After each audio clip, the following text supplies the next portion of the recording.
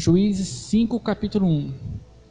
Diz assim o texto: Cantou Débora e Baraque, filho de Abinoão, naquele mesmo dia.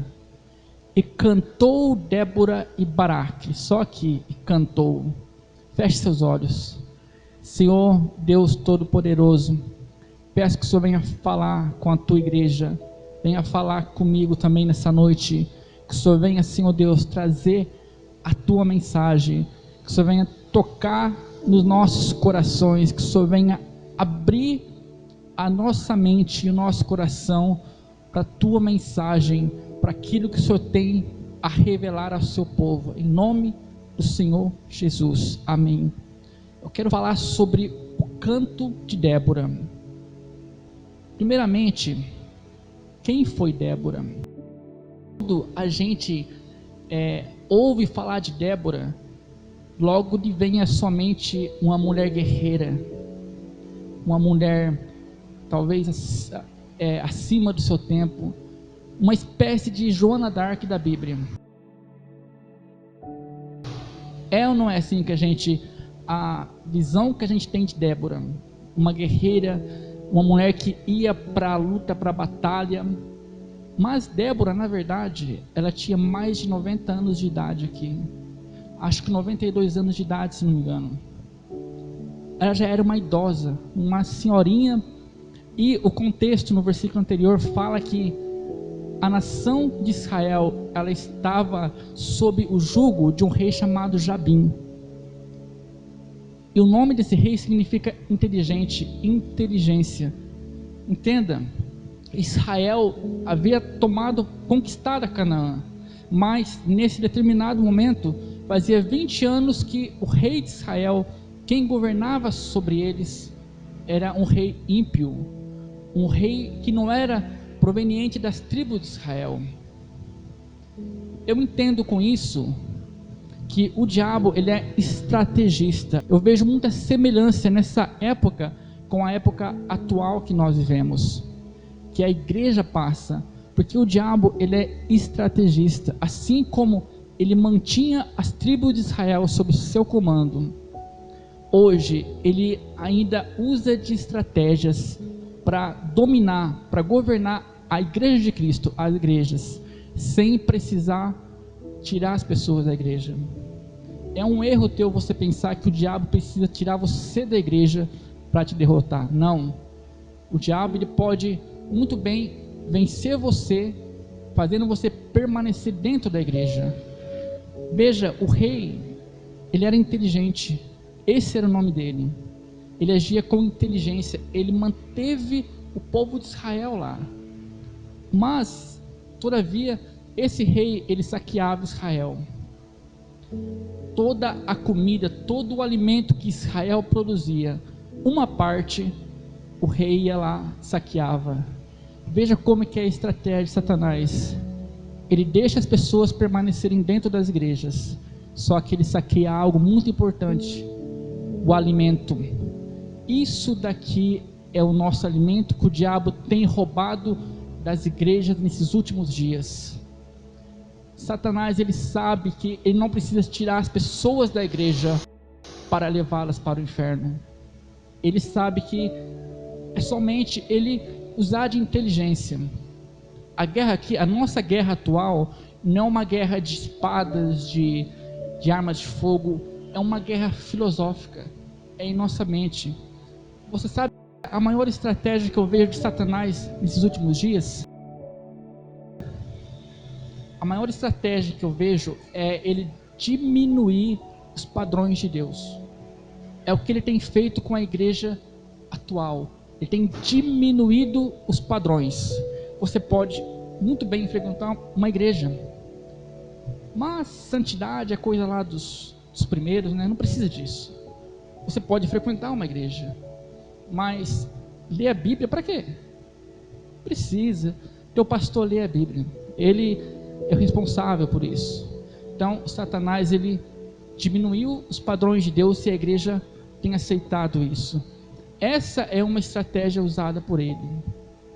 Mas o foco aqui é na mensagem que está contida no canto de Débora, que eu chamo de o lamento de Débora, porque dentro desse cântico, aqui já após a vitória, após ela ter conquistado, ela vai fazer uma canção, ela vai cantar um cântico, e nesse cântico ela vai homenagear aqueles que foram à guerra com ela, mas vai também descrever o nome aqui daqueles que se acovardaram, daqueles que se omitiram da sua responsabilidade.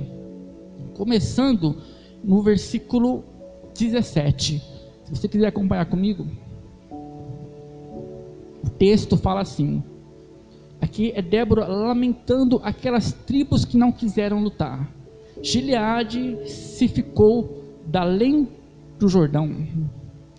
Gileade ficou da além do Jordão.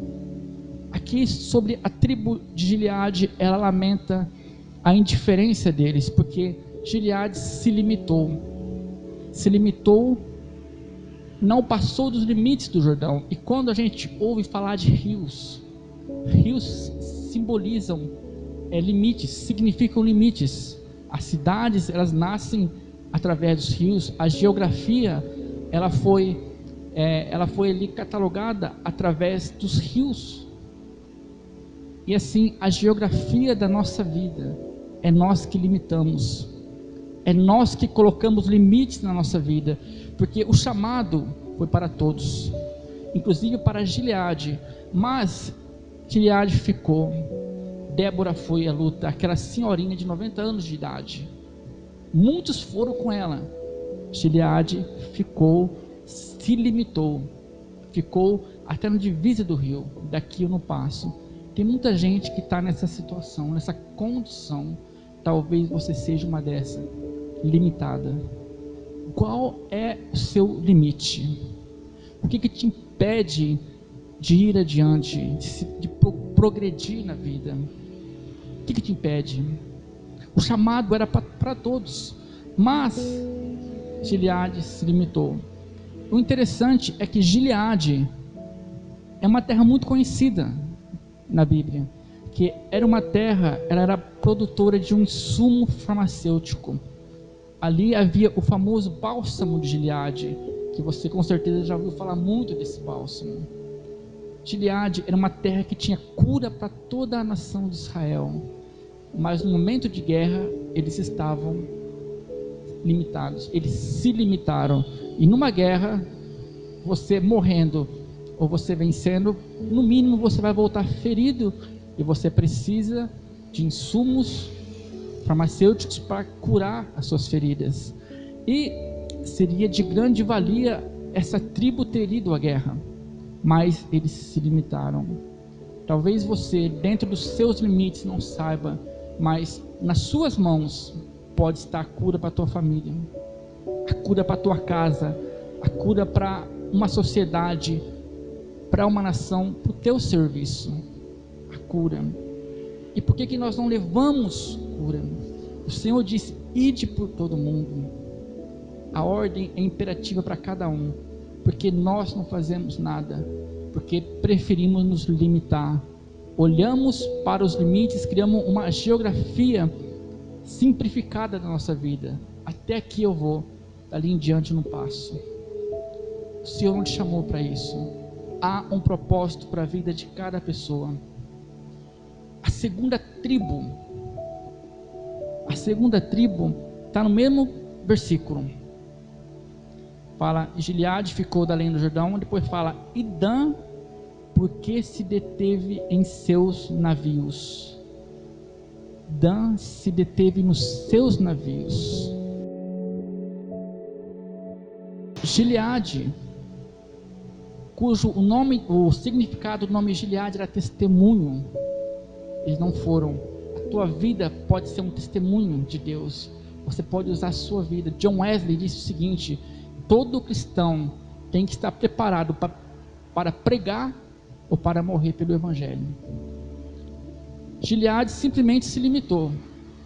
Era a pessoa, simboliza aquele complexado, limitado. Mas Dan não. Dan era uma tribo que que ela vivia próximo ao mar.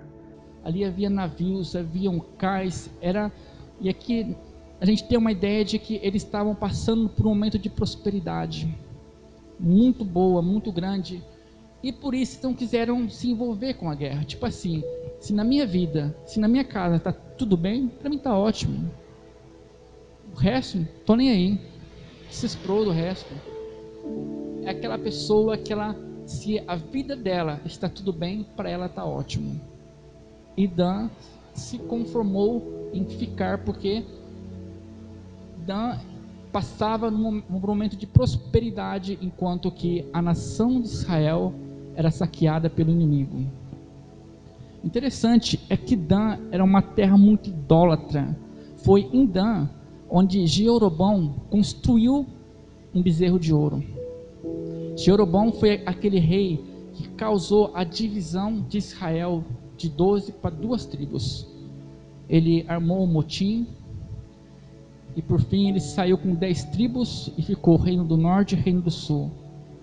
E Jeroboão ali, ele construiu um bezerro de ouro, como se ele não conhecesse a história do bezerro de ouro, a história que causou tantas mortes lá na travessia no deserto. E de novo a gente vê o bezerro de ouro. Por quê? Porque quando a pessoa ela é idólatra, ela idolatra o dinheiro, ela idolatra o bel prazer, ela é idólatra, porque a palavra chama o dinheiro de Deus. Você não pode amar a 2 senhores, ou vai amar a um ou a outro. Por isso que eles desprezaram Deus e construíram lá um bezerro de ouro. Eram idólatras, e talvez por esse motivo tudo estava bem para eles. Tudo era tempo de guerra, era tempo em que muitos foram à guerra, mas se para eles ali estava tudo bem, eles habitavam ali entre os portos, tinham muitos navios, tinham muitos comércios, tudo ótimo. Talvez na sua vida está tudo bem, mas existe um propósito para a sua vida. Hoje está tudo bem, mas amanhã pode não estar tudo bem. O sábio Salomão disse o seguinte: considere os dias ruins, porque serão muitos sobre a face da terra. E a outra tribo, no mesmo versículo 17, depois de Dan, diz o seguinte: Azer se assentou nos potos do mar e ficou nas suas ruínas. Agora a gente tem uma situação totalmente oposta. Um não foi à guerra porque a prosperidade o impediu, ele julgou que seria loucura deixar a vida boa que eles tinham para se envolver numa guerra. E aqui a gente vê Azer, que ficou lá se lamentando porque estavam em ruínas. Olha a expressão: se assentou nos potos do mar e ficou nas suas ruínas. Às vezes o que nos impede de realizar algo na vida é a prosperidade, mas às vezes é a ruína. Às vezes é a prosperidade e às vezes é a ruína. Eu não sei em que extremo talvez você se encontre, ou você esteja no meio talvez, mas a ruína, ela pode acontecer em um momento específico da vida.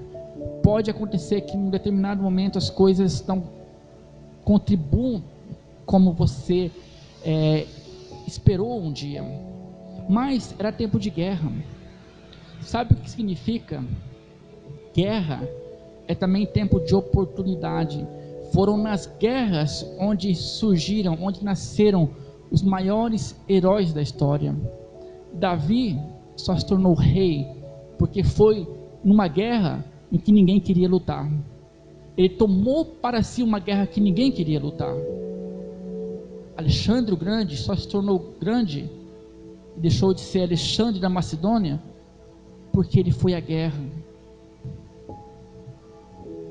Guerra é o tempo de oportunidade, e Azer não enxergou isso. Às vezes a gente fica se lamentando o que passou, o que perdeu, a oportunidade que ficou lá atrás, o emprego bom que ficou, algo que se perdeu no passado, tanta coisa que se perdeu, a gente fica lá se lamentando, mas tem tanta coisa para você viver ainda. Olha para frente, é tempo de guerra, é tempo de você lutar pela sua casa, pela sua vida, por alguém.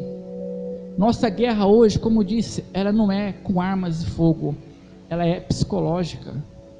Você tem que entender que você está dentro de uma guerra, aceite você ou não, e se você não aceitar é pior ainda, porque se você não enxerga, o inimigo leva vantagem contra você. A guerra hoje em dia é pelas almas, os dias se aproximam, as notícias lá do Oriente Médio, a cada momento que chega, a reconstrução do templo, os líderes se ajuntando com falácias apocalípticas, dizem que o tempo está se aproximando, e Satanás sabe que o tempo dele é curto, igual que é o objetivo dele, é garantir que o maior número possível de pessoas vá para ele, para o caldeirão. E nós temos que nos despertar, porque ele é inteligente, assim como ele manteve, assim como Jabim manteve 20 anos a nação de Israel sob o seu domínio, ele tenta escravizar as pessoas hoje. De que forma? Filosoficamente. Então, com um evangelho fácil de você viver, aquele evangelho que você pode frequentar a igreja, basta. Você frequentou, é um dizimista, está ótimo. Não precisa de santidade, não precisa renunciar ao mundo, nada disso. Mas como eu disse, a maior estratégia de Satanás para essa geração nossa é diminuir os padrões de Deus. Diminuindo, pronto, as igrejas podem crescer à vontade. Deus diz que sem santidade ninguém verá a Deus. Não é um ou outro, é ninguém. Então os padrões de Deus não mudam. A palavra de Deus é imutável. Jesus falou: examinai as escrituras, porque nelas contém a vida eterna. O que um líder diz a você, se não condiz com a palavra de Deus, não importa, eu fico com a palavra de Deus. Essa geração atual de crentes que a gente vê na mídia, que a gente vê até na televisão, é uma geração que não condiz com a palavra de Deus. Você precisa se atentar para isso. O que é a mensagem, os ensinamentos de Jesus? Jesus falou: apertada é a porta, estreito o caminho que conduz à salvação. As religiões estão enlarguecendo a porta, estão enlarguecendo o caminho para que as pessoas possam entrar confortavelmente. A palavra do Senhor é imutável, o caminho continua estreito. Vamos voltar para o versículo 15. Eu dei uma invertida nos versículos para dar uma dinâmica melhor para você entender melhor. Na metade do versículo 15, nas correntes, diz assim: por que ficaste tu entre os currais para ouvires os balidos dos rebanhos? Nas divisões de Rubens tiveram grande esquadrinhações do coração. Aqui fala sobre Rubens. Rubens ficou entre os currais, diz a palavra de Deus. Ele ficou observando, era tempo de guerra, ele ficou observando os mugidos dos bois. Que estranho, é tempo de você fazer algo. O que significa isso? Os bois, eles referem-se a algo na Bíblia, referem-se a obreiros. A Bíblia trata os membros de uma igreja de ovelhas, ela trata de bois, aqueles que carregam uma carga maior.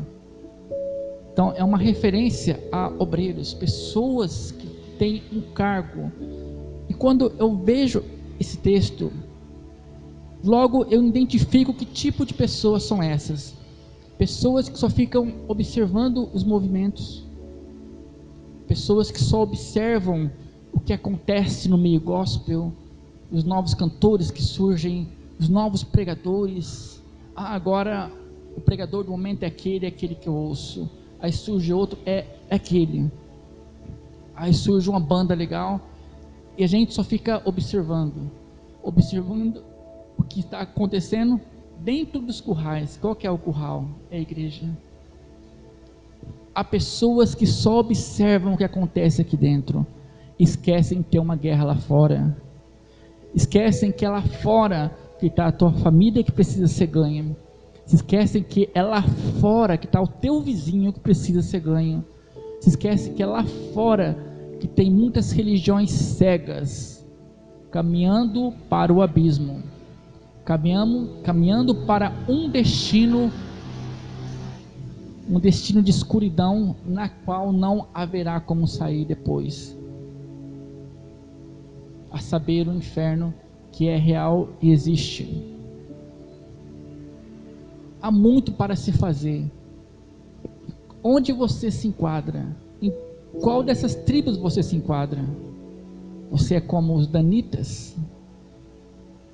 Está tudo bem na sua vida e por isso você não quer se envolver? Você é como os de Rubens?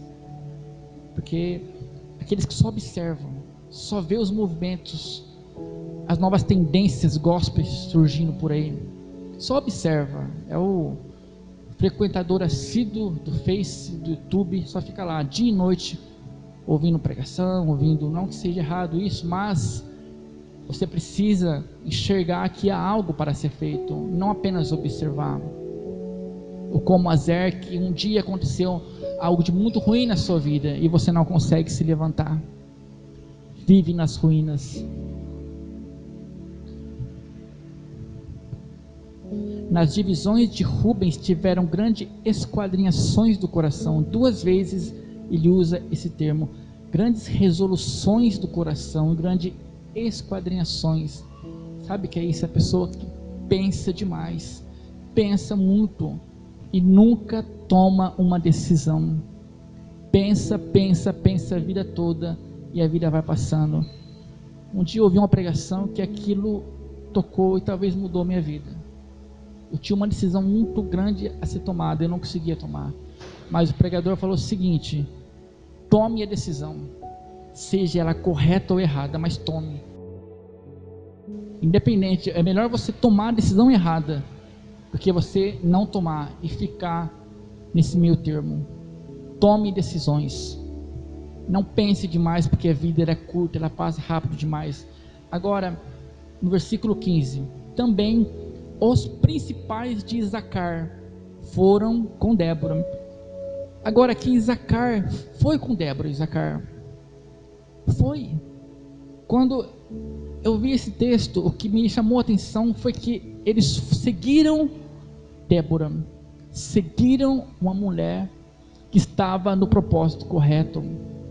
Hoje em dia a gente tem que saber mesclar os líderes que nós estamos seguindo. Existem muitos falsos profetas, muitos falsos pregadores que estão aí envergonhando e destruindo e diminuindo, como eu disse, diminuindo os padrões de Deus. Por isso a gente tem que se atentar àqueles que a gente está seguindo. O teu líder está na direção correta, o seu pastor? Se tiver, amém. Mas se não tiver, você corre o risco de tomar uma direção errada. Mas a tribo aqui, eles seguiram, a tribo de Isacar, eles seguiram um líder que estava na direção correta, um líder que estava na motivação correta. E o texto continua dizendo assim, no mesmo versículo: e como Isacar subiu também Baraque, e foi enviado a pé para o vale. Baraque foi enviado a pé para o vale. Quando eu parei nessa passagem que ele foi a pé, sabe o que eu entendo? Ele não queria ficar de fora. Ele pensou: eu vou nem se for a pé, nem se for desarmado, nem se for para morrer naquela batalha, mas eu não fico de fora. Falta hoje pessoas dentro das igrejas que estejam determinadas a fazer parte da grande comissão, a se envolver com a obra de Cristo. O chamado é para todo mundo, não é para uns ou para outros. Mas muitos estão presos nas suas ruínas ou na sua bonança. Sempre tem um motivo. Mas aqui a gente vê uma tribo não, que eles foram diferentes. Eles seguiram o seu líder. Qual é a direção? Qual é a motivação? É vencer os inimigos? Vamos lá, vamos enfrentar. E assim foram. E no versículo 6 agora, 16. Capítulo 5, versículo 16. Aliás, 18. Zebulão é um povo que expôs a sua vida à morte. Agora chegamos em Zebulão. Olha a informação que Débora colocou no seu cântico. Olha a homenagem que ela fez a Zebulão. Zebulão é um povo que se expôs à morte. Enquanto muitos ficaram lá atrás acovardados. Enquanto muitos não quiseram lutar porque que a sua vida estava próspera, estava tudo bem, ou porque por algum motivo se limitaram, Zebulão não pensou em nada disso, expôs a sua vida à morte. Zebulão. O interessante é que o nome Zebulão significa morada.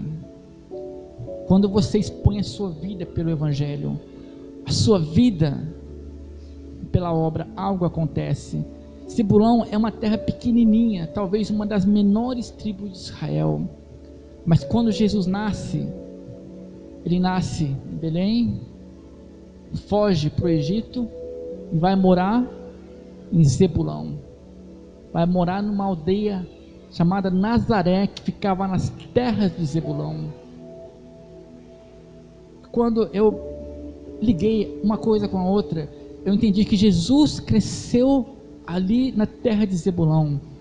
Jesus cresceu desconhecidamente, ninguém sabia quem ele era. Um menino comum, talvez, claro, um pouco diferente, porque super educado, concentrado na obra que ele tinha para fazer, mesmo criança, estudando a palavra de Deus, estudando a lei de Moisés, e sempre ali uma vida de oração, uma vida de busca a Deus. E Zebulão, e Jesus vai crescer na terra de Zebulão. Jesus, ele cresce na vida, na morada, na terra daqueles que se expõem. Talvez nada aconteceu na sua vida até hoje, o Evangelho, nada mudou na sua vida. Talvez seja porque você nunca se expôs, você nunca deu um passo além do que você acha que é capaz. Talvez você se limitou, talvez as suas posses tenham mais importância do que o propósito da sua vida. E se você não der o primeiro passo, nada vai acontecer realmente. Zebulão expôs, e não expôs apenas um pedacinho dele, expôs a sua vida à morte, até a morte. E Jesus cresceu na terra de Zebulão, ali desconhecidamente, pequenininho, criança, vai virar um adolescente, vai virar um jovem, vai crescer, vai virar um adulto, até que chega aos 30 anos de idade. Agora se despede dos seus familiares, vai para o deserto, vai para a sua obra. O Senhor cresce na vida daqueles que se expõem. Talvez falta você se expor um pouco mais, você se dedicar um pouco mais. A palavra de Deus está aqui. Será que você, esse ano, início de ano, leu pelo menos um capítulozinho da Bíblia? Incrivelmente, muitos de vocês talvez não leram um único capítulo. A palavra de Deus é para ser devorada, não é para ser lida de vez em quando. A palavra de Deus é a tua vida. Quando Josué estava para entrar na Canaã, Deus falou: Josué, eu te dou essa terra para você, a Canaã é sua, só que eu peço duas coisas para você, só duas coisas. Primeiro, tenha ânimo, muito bom ânimo. Se você não tiver ânimo, você não vai a lugar nenhum. Crente é desanimado, o dia que perder um emprego, o dia que perder um parente próximo, uma mãe, vai sair da igreja, porque não tem ânimo. E a segunda coisa que Deus pediu para Josué: medita dia e noite nesse livro. Não é de vez em quando, é dia e noite. Você quer entrar na Canaã? Você está seguindo para Canaã Celeste? Quem quer entrar na Canaã aqui? Acho que ninguém quer. Mas se você quiser entrar, é bom você começar a meditar nesse livro, porque essa é a ordem de Deus. Como também Naftali, nas alturas do campo. Naftali. A Bíblia fala que Naftali foi e escolheu as alturas, o lugar mais alto. Naftali, eu entendo que era estrategista. Eles quiseram lutar numa parte que eles enxergavam os inimigos. Não, a gente vai para fazer a diferença. A gente vai realmente para enxergar onde que está o maior volume da guerra, e é onde a gente quer ir. Naftali escolheu as alturas. Você tem a opção na sua vida de viver nas alturas, ou de viver uma vida simples e comum, uma vida sem muita expectativa. A opção é tua. A palavra de Deus, ela te leva, ela te conduz a um propósito. A grande questão dessa geração é que a palavra de Deus tornou-se objeto de decoração de estantes, e a estante nunca vai se converter e nunca vai à luta. Essa que é a verdade. Nós estamos presos num paradigma que foi criado para essa geração. A geração que as pessoas frequentam igrejas e na mente delas, isso é o suficiente. Se eu frequento a igreja, pronto, é um desencargo de consciência. Não, existe algo além disso, algo além de você ser um mero frequentador. Eis aqui um filho. Você é um filho. Imagina você na tua casa, imagina você, tua mãe, se você tiver 2 irmãos, se um dia você vê que o seu irmão caiu num buraco, só você viu aquilo, você não vai socorrer o seu irmão?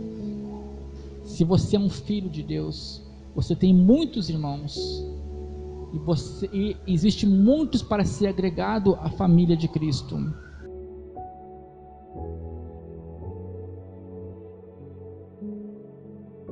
Naftali escolheu viver nas alturas. A vida, ela é curta, ela passa rapidamente. Tem um versículo que eu gosto muito, vou até ler para vocês.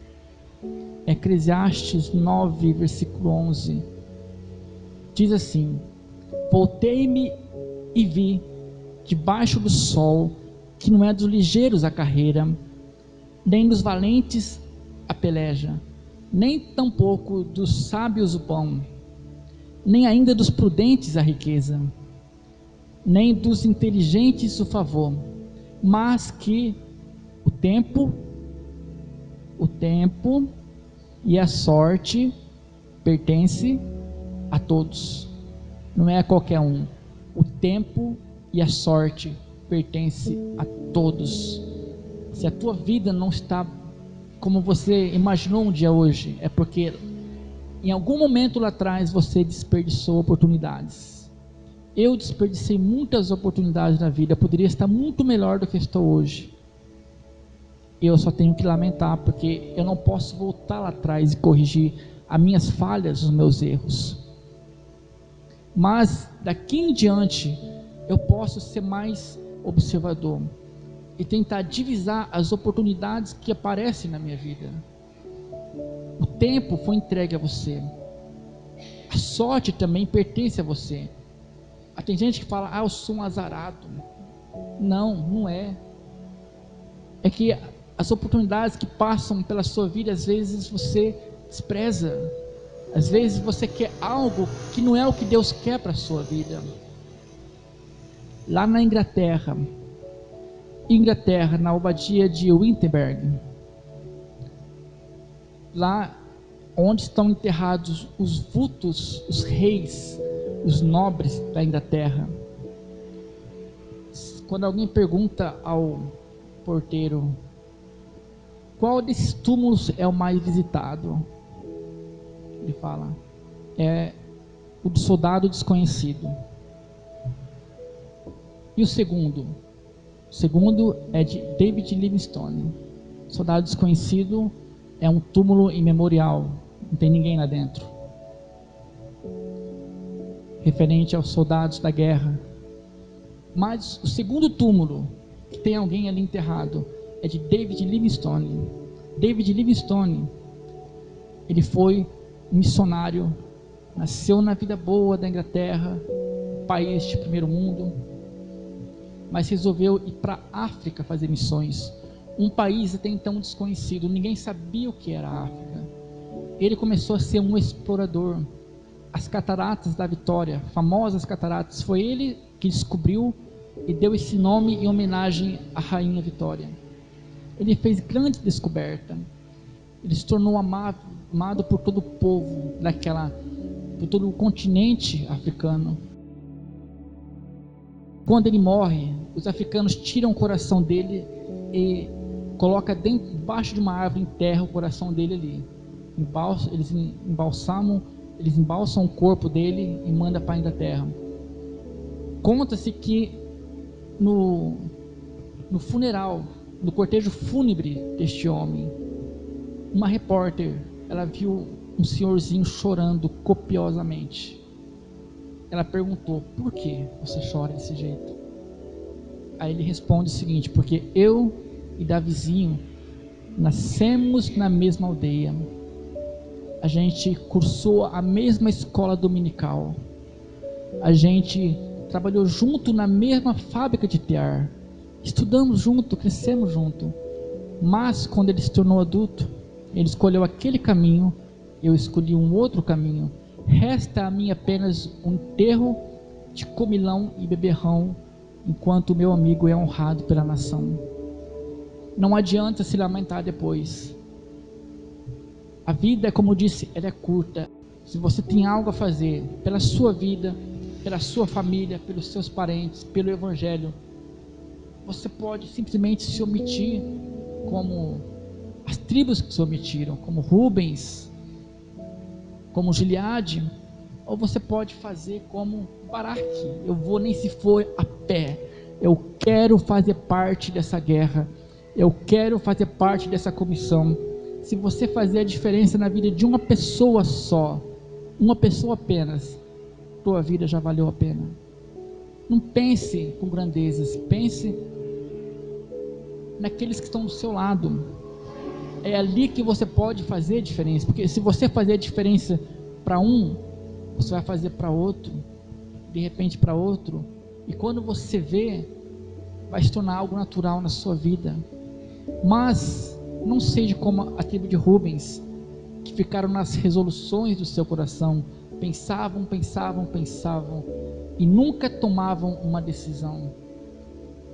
Os tempos estão se aproximando do fim. Hoje é o dia de você tomar uma decisão, se você vai fazer parte daquela comissão que vai trabalhar para o Senhor Jesus, que vai fazer algo na sua vida de importante, que vai se alistar para a guerra, ou você vai se limitar, vai ficar lá entre os cais, nos portos, nos seus navios, nos seus limites, que você vai escolher. A decisão é tua. Mas se a tua decisão for a seguinte: eu quero ir à guerra, eu quero fazer parte dessa comissão, não fica no quero. Começa a partir de hoje a devorar a palavra de Deus. Mude seus hábitos, troque a televisão, troque a internet pela palavra, pelas coisas de Deus. Tenha tempo de oração com Deus. Ninguém vai à guerra despreparado. O grande problema de uma geração que não enxerga a urgência do momento que estamos vivendo é o despreparo. Uma geração que não lê a Bíblia, uma geração que não tem comunhão com Deus, está acreditando que quando a trombeta soar, eles vão ser arrebatados. Aí lá no livro de Apocalipse, fala o texto, João, que depois dos acontecimentos lá dos 7 anos, ele fala que ouviu uma multidão com palmas em suas mãos que não se podia contar. Imagina uma multidão que não é possível contar. Sabe quem é essa multidão? é a dos crentes, que quando a trombeta soar, vão estar despreparados e vão ficar aqui e vão ter que pagar com sua própria vida para poderem habitar no reino de Deus. Então, não deixe para se preparar quando não houver mais a oportunidade para se preparar. Amém? Deus abençoe a todos vocês. Amém.